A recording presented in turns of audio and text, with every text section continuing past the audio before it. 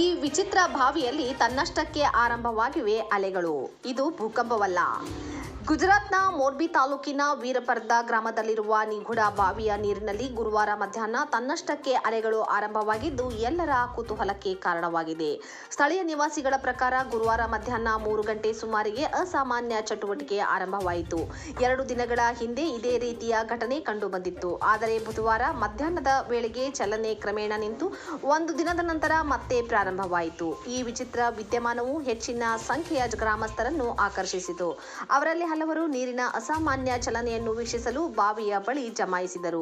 ಈ ಚಟುವಟಿಕೆಗೆ ನಿಖರವಾದ ಕಾರಣ ಇನ್ನೂ ತಿಳಿದಿಲ್ಲ. ಮೋರ್ಬಿ ಹಿಂದೆ ಭೂಕಂಪನ ಚಟುವಟಿಕೆಯನ್ನು ಅನುಭವಿಸಿದ ಪ್ರದೇಶದಲ್ಲಿ ನೆಲೆಗೊಂಡಿರುವುದರಿಂದ ಇದು ಪ್ರದೇಶದ ಭೂಕಂಪನ ಸ್ವರೂಪಕ್ಕೆ ಸಂಬಂಧಿಸಿರಬಹುದು ಎಂಬುದು ಕೆಲವು ನಿವಾಸಿಗಳ ಅಭಿಪ್ರಾಯ.